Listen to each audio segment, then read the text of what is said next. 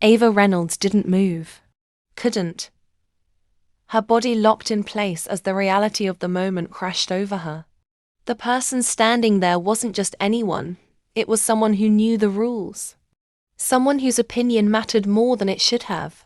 Ethan Cole stepped back instantly, his face unreadable, jaw tight like he was bracing for impact. He didn't reach for Ava. Didn't explain. Didn't defend. That restraint hurt more than panic ever could. Nothing was said out loud, but everything had been seen. They didn't talk after that. Not that night. Not the next morning. Not even when they passed each other in places they once lingered. Silence became its own punishment. Ava replayed the moment over and over, wishing she could erase it, or at least understand what it had just cost them. Ethan's absence was loud, deafening, and entirely intentional. Rumors moved faster than truth ever could. Ava noticed the looks first, then the pauses in conversation when she walked into a room. People knew something, not everything, but enough. She tried to act normal, tried to convince herself that this could still be fixed if she pretended nothing happened, that nothing about her felt normal anymore. Ethan finally spoke to her outside the library, his voice calm but distant, too controlled. "This can't continue," he said quietly. Ava's chest tightened. She nodded even though every part of her resisted. This was the right answer. The safe answer.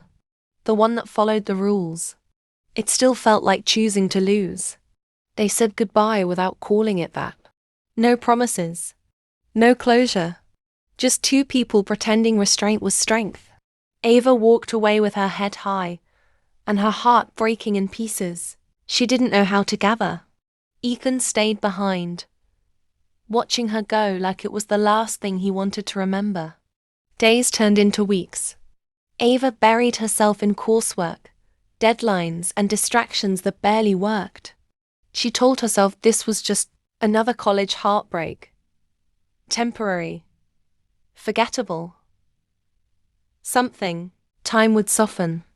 But every quiet moment brought Ethan back in sharp detail, his voice, his restraint, the kiss that shouldn't have happened. They collided again when Ava least expected it. Literally. Books scattered. Hands touched. Eyes locked. For a second, it felt like nothing had changed. Then reality rushed back in, heavy and unforgiving. "You okay?" Ethan asked, softer than before. Ava swallowed. "I'm surviving." He nodded, like he understood exactly what that meant. Like he was surviving too, and it was costing him something. They stood there too long. Said too little. Wanted too much. Ethan started pulling away more noticeably. Shorter responses. Less eye contact. More walls. Ava told herself this was what she wanted. What she needed. But watching him become distant hurt, worse than being caught ever had. It happened again late one night, another almost. Another moment where they stood too close and forgot why distance existed. Ethan's hand hovered near hers, trembling slightly, like he was fighting himself.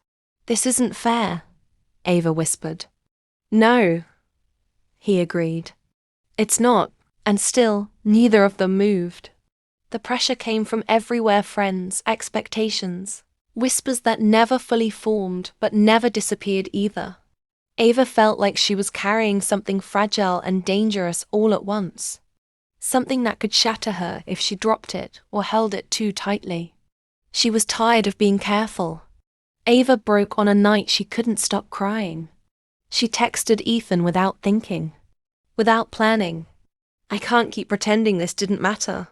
The reply came slower this time, but it came. It mattered. That's the problem. They met one last time with honesty stripped bare. No excuses. No pretending this was small. "I tried to do the right thing," Ethan said. "But I don't regret you." Ava's chest ached at the truth of it. Because she didn't regret him either, she regretted being afraid. Ava realized something then. Love didn't disappear just because it was inconvenient. It waited. It lingered. It demanded to be acknowledged. She had spent so long choosing safety that she forgot how to choose herself. And she was done running.